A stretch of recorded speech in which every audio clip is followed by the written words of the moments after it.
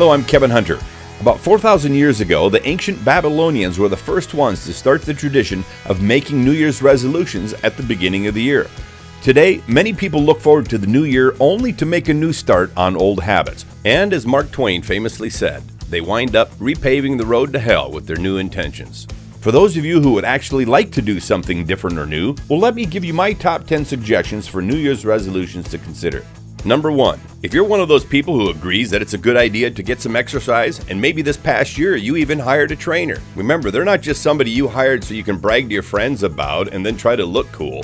Exercise is not only beneficial for your health, but it will change the outcome of every other goal you set for yourself for the entire year.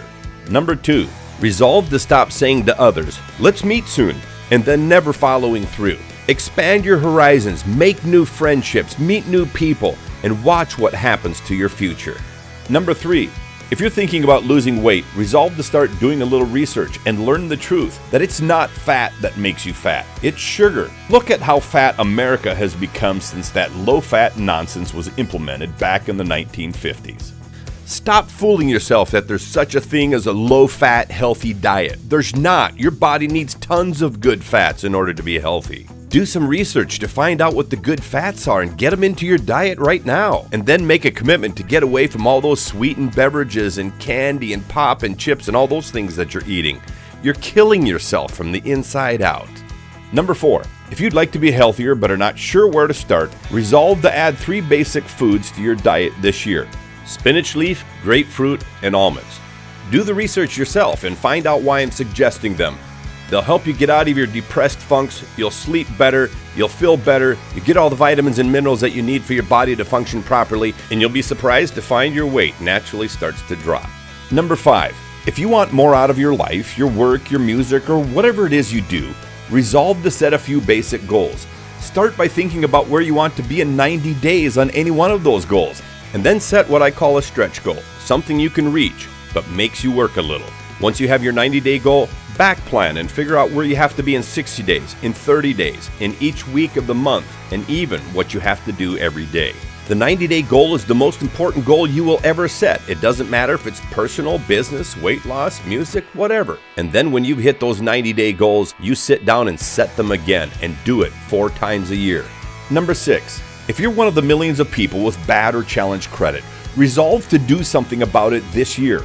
Go take out a small $200 to $500 loan from your local bank or credit union. And even if you have to put money on deposit to do it, make timely payments, repeat the cycle when you pay it off, and then watch your credit improve by 50 to 100 points this year alone. It would also be a good idea to get in touch with a trusted credit advisor who can help you clean up some of those things on your credit report. Number 7, if you have a spouse, children, or close friends in your life, resolve to start spending quality time together. I'm not talking about social media or Facebook or any of those places out there. I'm talking about real time spent face-to-face without electronic devices getting in the way. Schedule it and then make it happen, just like you do so well with those annoying office visits with people who don't really care about you and wish you'd shut up so they can talk.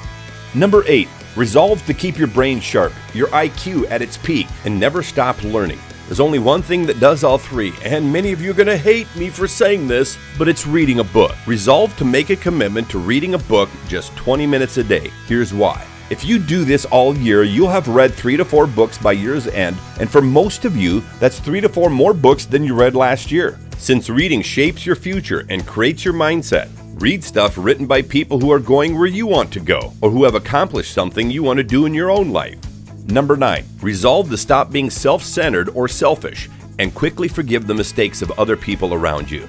Find a church, an organization, or function in your community that allows you to be a part of something bigger than yourself. When you combine a giving attitude with the quick willingness to forgive other people their mistakes, you'll find out that not only are most people willing to reciprocate, but you'll lead a much happier life yourself.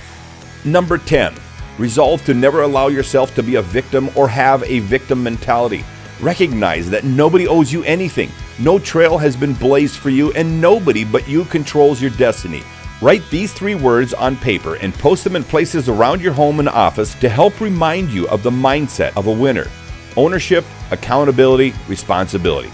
Taking ownership, being accountable, and accepting responsibility is living life in the present. It's accepting where you are right now and where you want to go in the future, and recognizing that it's you and you alone that determines what that future looks like. Most importantly, it means deciding to no longer be the victim or having a victim mentality and never playing the blame game. When you make mistakes, quickly take ownership of them, and then remember to party like crazy every time you do something that makes you or others proud of who you are.